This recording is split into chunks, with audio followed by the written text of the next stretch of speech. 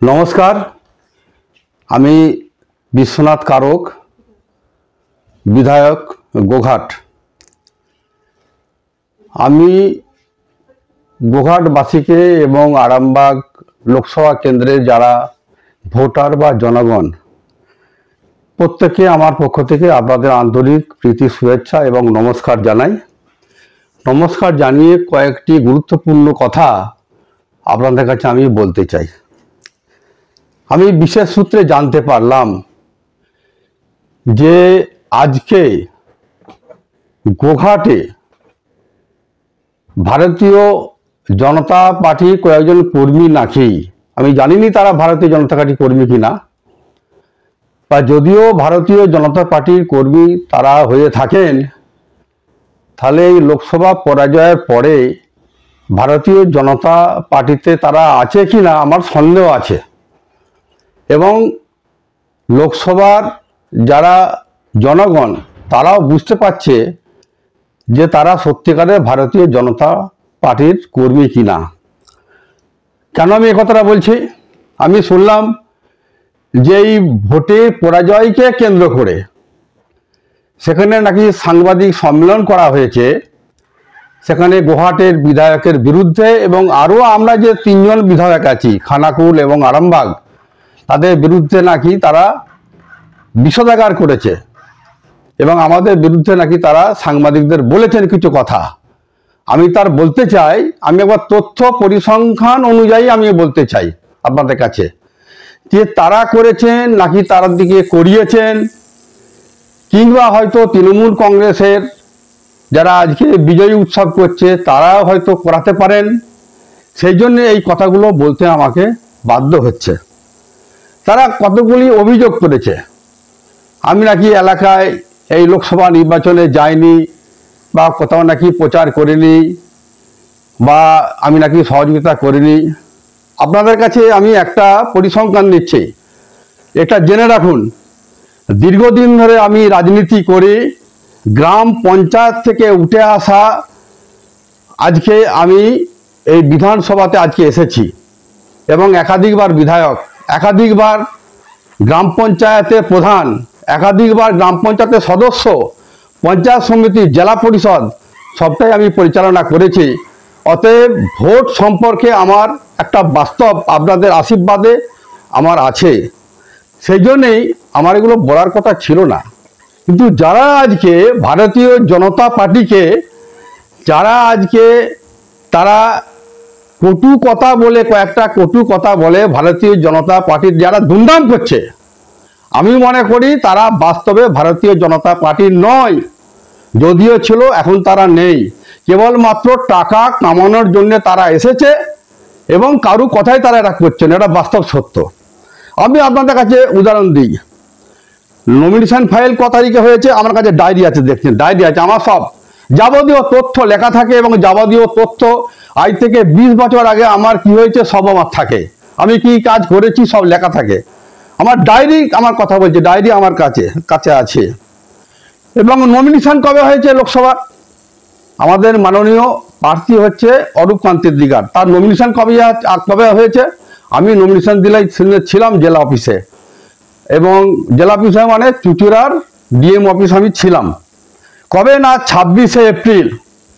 এই 26শে এপ্রিলের পর নমিনেশন ফাইলের পর একটা রাজনৈতিকভাবে একটা নির্বাচনী প্রক্রিয়া চলে। সেই প্রক্রিয়া কয়েকটি ঘটনা আমি আপনাদের কাছে বলছি। প্রক্রিয়াটা কি না, একটা স্কোর কমিটি আছে, আমাদের জেলা লেভেল একটা স্কোর কমিটি আছে। সেই নির্বাচন আপনার ভোট হচ্ছে 20শে মে আর নমিনেশন ফাইল হচ্ছে 26শে মে। তাহলে কতদিন সময় আছে? তার মধ্যে আপনাদের হিসাব করে বলছি যে স্কোর কমিটি মিটিং হয়েছে কেবলমাত্র তিনটে স্কোর কমিটি মিটিং হয়েছে, তিনটে। তার আগে 27শে এপ্রিল একটা জেলা কমিটির মিটিং হয়েছে, আমাকে ডাকা হয়নি।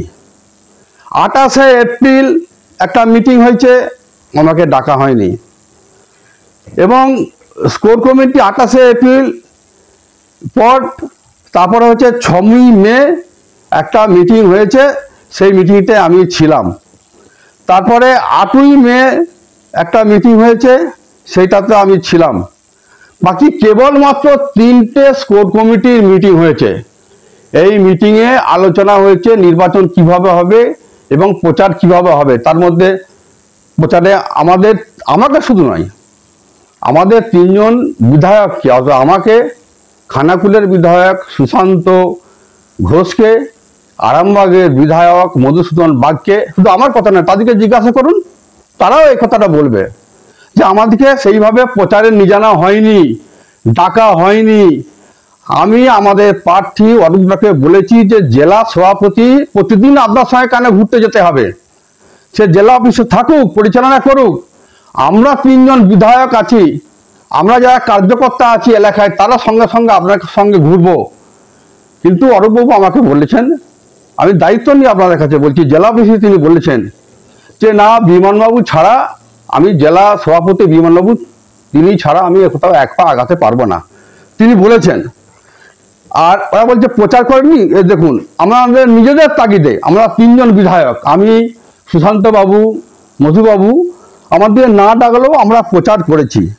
আমরা দেখুন, আমি আপনাদের দায়িত্ব নিয়ে বলছি, কানপুর 20শে এপ্রিল আমরা সেখানে পার্টির সঙ্গে প্রচারে গেছি। আমরা 30শে এপ্রিল পুকুরিয়াতে পার্টি অফিস উদ্বোধন হলো, পুকুরিয়াতে, কামারপুকুরের পুকুরিয়াতে পার্টি অফিস উদ্বোধন হলো। নির্বাচন প্রাককালে আমাদেরকে বলা হয়নি, ডাকেনি আমাদের।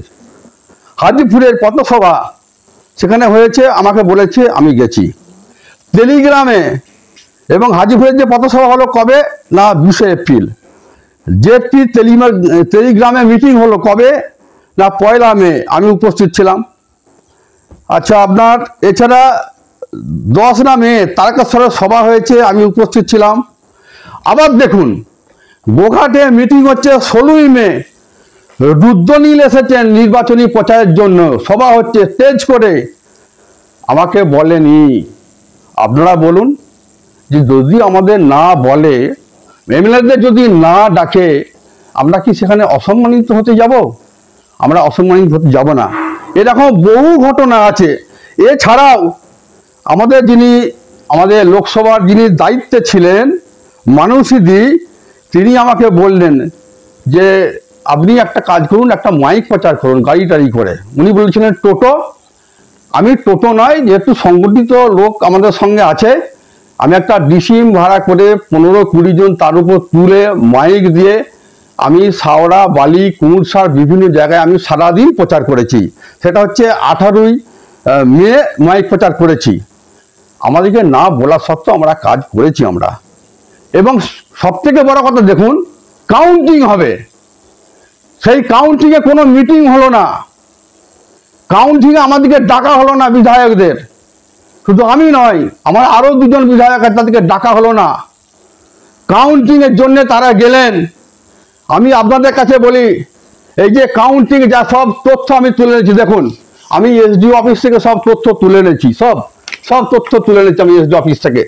কোন বুথে কত ভোট পেয়েছে, লোকসভায় কত আমাদের ডেবিসিট হয়েছে, কোন বিধানসভায় কত ডেবিসিট হয়েছে, সমস্ত কিছু আমার কাছে সব কিছু আছে। দেখুন, আমি মনে করি আজকে যারা সাংবাদিক সম্মেলন করছে, জেনে রাখুন, এরা তৃণমূলের কাছে টাকা খেয়ে আজকে তারা আমাদের এই ভারতীয় জনতা পার্টির প্রার্থীকে হারানো হলো। আমি দায়িত্ব নিয়ে বলছি, হিসাব বলছে, এই দেখুন হিসাব আমার কাছে আছে, হিসাব বলছে। তারা তো কাউন্টিং করতে গেছিল, তাহলে কাউন্টিং এর রেজাল্টটা কি হলো? কত ভোটে হেরেছে না, হেরেছে 6399 ভোটে হেরেছে। আচ্ছা, আমাদের যারা বিজেপির কর্মী ছিল, যাদেরকে নির্দল দেওয়া হয়েছে, তারাকে দেখুন, রঘু মালিক আরামবাগ শহরের মন্ডল কমিটির একজন সম্পাদক সদস্য, তিনি গত এই পৌর নির্বাচনে তিনি কন্টেস্ট করেছেন, তাকে নির্দল খাড়া করা হয়েছে রঘু মালিককে। আমি জেলা সভাপতিকে বলেছিলাম যে আপনি এটা করতে যাবেন না, এটা বিপদ ঘটবে। আমি উদাহরণ দিয়েছিলাম যে এটা গ্রাম পঞ্চায়েতে হয়, কোনো গ্রাম পঞ্চায়েতে কোনো পাড়া যদি 50টা ভোট থাকে, যদি 10টা ভোট আমার হয়, দেখা যায় 40টা ভোট আমার কন্টেস্টিং ক্যান্ডিডেটের কাছে চলে যাচ্ছে, সেখানে আমি একটা নির্দল খাড়া করে ভোটটা কাটাতে পারি। আমি উদাহরণ দিয়েছিলাম, শোনেনি আমার কথা, যারা ওখানে উপস্থিত ছিল তারাও শোনেনি। তারা ভোটটা কেটেছে রঘুমালি কত, 16,123। আবার একটা নির্দল কত ভোট কেটেছে, 3,662। তাহলে দেখুন প্রায় 20,000-এর মতো ভোট আজকে এই 19-20,000 মতো ভোট এটা কেটেছে। তা সত্ত্বেও আমাদেরকে ডাকেনি, আমাদেরকে বলেনি, কাউন্টটাকে আমাদেরকে রাখেনি, এবং আমাদের নিজেদের তাগিদে যেটুকু পেরেছি করেছি। তা সত্ত্বেও এই 19,500 ভোটেরও বেশি, প্রায় 20,000-এর মতো ভোট নির্দল পেয়েছে। 6,399 ভোট বাদ দিন, বাদ দিয়ে দেখবেন আমরা 13-14,000 ভোটে জিতছি। এই জেতা ক্যান্ডিডেটকে নির্দল দিয়ে এক রকমের হারানো হলো। এবং শুধু হারানো নয়, জেনে রাখুন তারা আজকে ভোটে কাউন্টিংয়ে গেছিল আমাদের সঙ্গে না জানিয়ে, 3 জন বিধায়কের সঙ্গে না জানিয়ে। ইয়ার কি ঘুমাতে গেছিল, তারা কাউন্টিংয়ে ঘুমাতে গেছিল। ইয়ার কি হচ্ছে, সাংবাদিক সম্মেলন করে পার্টি দুর্নাম করা হচ্ছে। জেনে নিন কত ভোট পেয়েছি আমরা পাটামাগ লোকসভায়, কত, 15,61,409। এই 15,61,000 ভোটটা আমাদের কাউন্টিং হয়। কাউন্টিং হতে হতে দেখা গেল যে সেখানে 1,582 ভোট নিখোঁজ হয়ে গেল। যারা কাউন্টিংয়ে ছিল তারা ধরবে না? কোথায় গেল আমার 1,582 ভোটটা, কোথায় গেল? কেন 15,061 ভোট থেকে কমে 15,59,827 ভোট গণনা হলো? তাহলে কেন 15,61,409 ভোট কেন কাউন্টিং হলো না? কেন কাউন্টিং হলো 15,59,827 ভোট কাউন্টিং হলো, কেন 1,582 ভোট কোথায় গেল? তারা খুঁজবে না? বলেনি, চুপচাপ বসেছে, মাথা পেতে মেনে নিয়েছে। শুধু এটা নয়, জেনে রাখুন হিসাব আমার কাছে আছে, সব তুলেছি আমি। ভোট করতে গেল, ইয়াকি করতে গেল, ঘুমাতে গেল, পার্টি করছে, বিজেপি পার্টি করছে না। জেনে রাখুন বিশ্বনাথ কারক বিজেপি দল করবে, কারণ বিজেপি দল এই জন্যই করবে।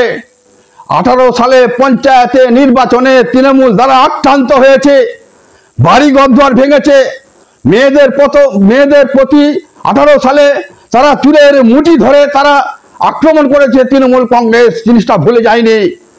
আর যারা আজকে সাংবাদিক সম্মেলন করে বলছে তারা তৃণমূলকে সহযোগিতা করেছে, তৃণমূলের কাছ থেকে তারা উপহার নিয়েছে, উপহারের কথা বলছেন, উপহারের কথা তারা বলছেন। জেনে রাখুন আবার কি হলো না, আবার যখন নির্বাচন কমিশন যখন তিনি ফাইনাল রিপোর্ট দিচ্ছেন, যখন তিনি সার্টিফিকেট দিচ্ছেন, রিপোর্ট দিচ্ছেন, দেখুন তখন কত ভোট না, সেই ভোটটা 37,193 ভোট হাফিজ হয়ে গেল।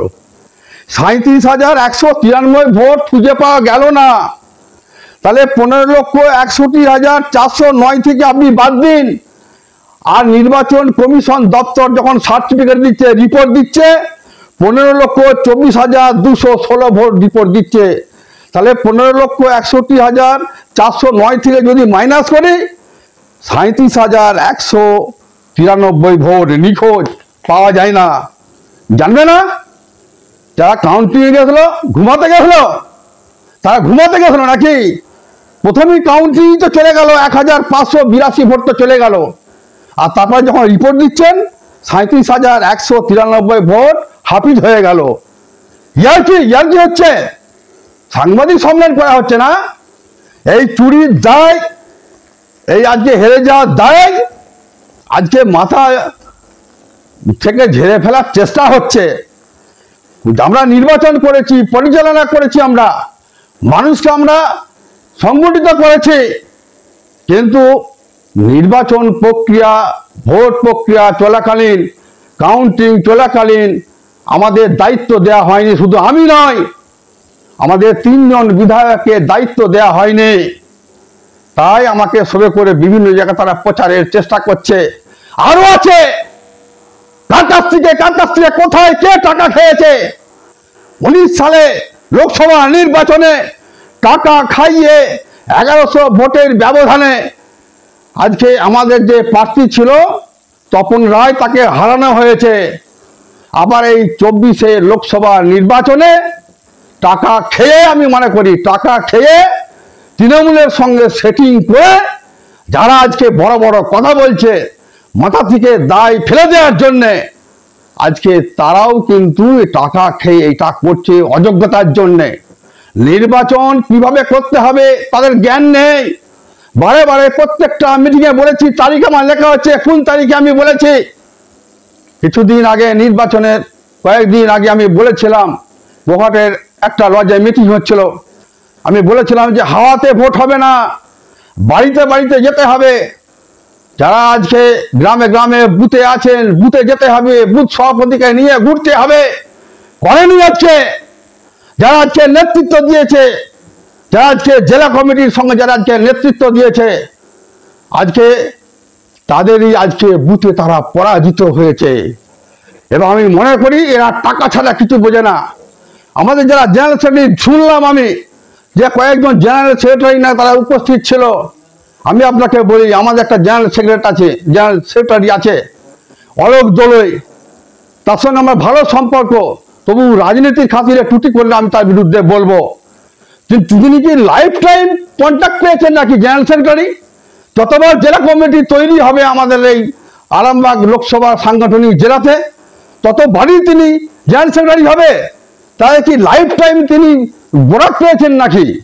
এইরকম যারা আমাদের আছে, অনেক আছে, তারা কাজ না করে তারা এইরকম করছে। তাই নিজেদের মাথা থেকে দায় ফেলে দেওয়ার জন্যে তারা অপপ্রচার করছে, বিজেপির বিরুদ্ধে অপপ্রচার করছে। জেনে রাখুন, বিশ্বনাথ কারক বিজেপি করবে, তৃণমূলের বিরুদ্ধে লড়বে। যারা দুর্নীতিবাদ, বিজেপির বিরুদ্ধে, বিজেপির কর্মী, বিজেপির জনপ্রতিনিধির বিরুদ্ধে যারা অপপ্রচার করছে, তাদের শাস্তি পাবে, তাদের শাস্তি দেওয়া হবে। এবং ওই সমস্ত লোক যারা তৃণমূলের সঙ্গে যাদের সেটিং আছে, তাদেরকে অচিরেই পার্টি থেকে বের করে দেওয়া হবে। এইটা আমার দাবি। নমস্কার।